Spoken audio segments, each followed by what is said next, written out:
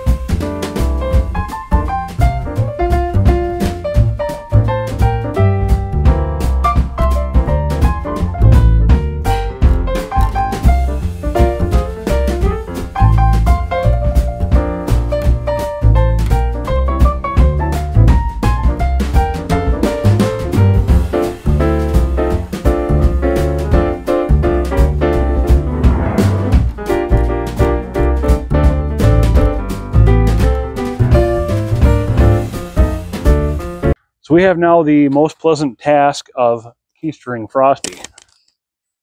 We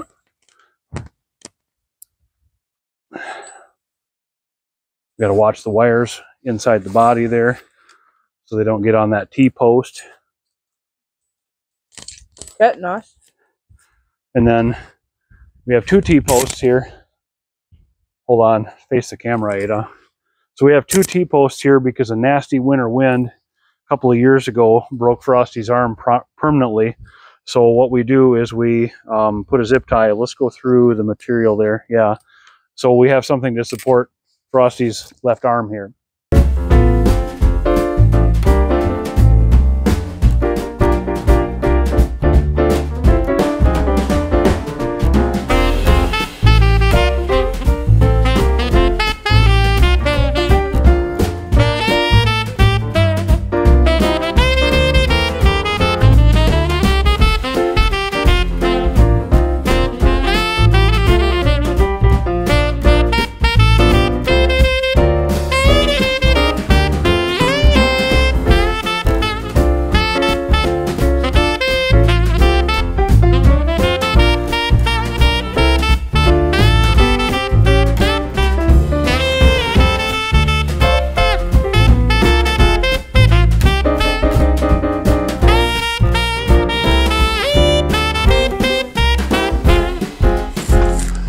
So our antidote to cheap box store Christmas lights is this.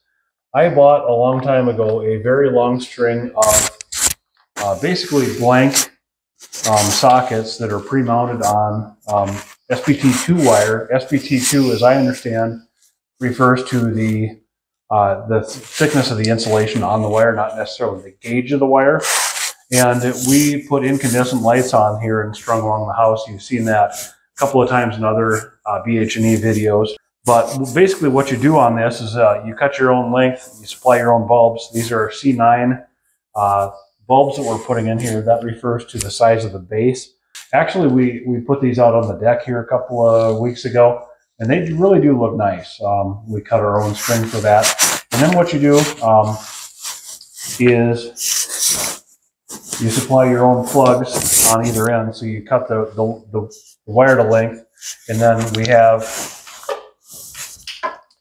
Gilbert, what is known as Gilbert plugs. So you got a male end and you got a female end, and we'll show you a close-up of how to put those on. They're really pretty simple.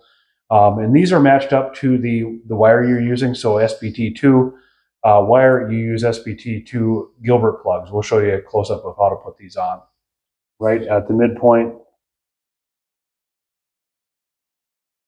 we just got a standard side cutter here.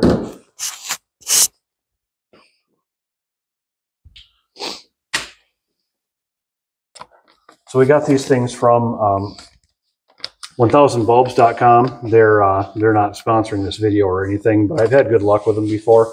And there's instructions that come with the Gilbert plug and show you how to, so the rib side of the wire, you check that out. And here's the rib side, and the smooth side is the other side. And they show here to split that wire just a little bit. We're going to do that with that side cutter. And we're not breaking the insulation, we're just splitting the two conductors apart here just a little tiny bit so that they can fit into that Gilbert plug. We're going to insert the ribbed wire closer to us with the open end this way. What we've done is we've inserted that wire into the plug and down in there so it catches, and then there's basically some guillotines inside there that puncture the insulation of the wire as you put that cover over the top of the Gilbert plug. And that actually goes on from the other way. So we've inserted the wire into the Gilbert plug, and then what we're going to do is Milo's going to grab, nope, from the other side, and we have to have the open end. We have to have the open end of the cover there goes onto the Gilbert plug. And sometimes it's nicer, and now we're going to do this with hand strength, but sometimes it's nicer maybe to use like the water pump pliers.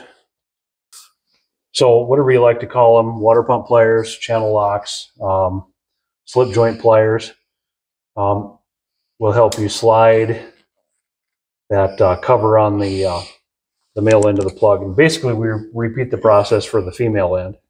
So the instruction says that we're going to have the open end of the Gilbert plug to the right here.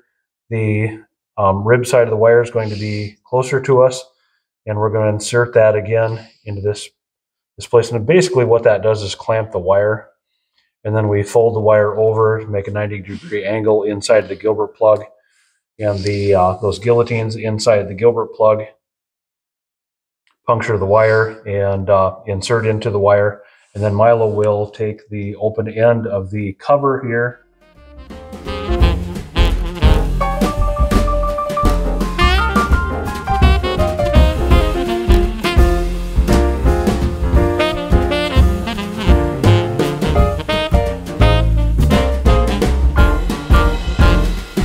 What you see in this shot here is almost exclusively C9 bulbs, at least on the stringers anyway.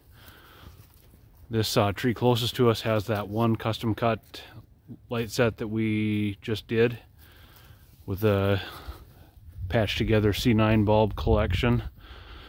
And then, as I was mentioning before, the lights on the eaves here are ones we cut 8, 9, maybe 10 years ago. The blue ones up there on the eaves are, we replaced those last year with LEDs.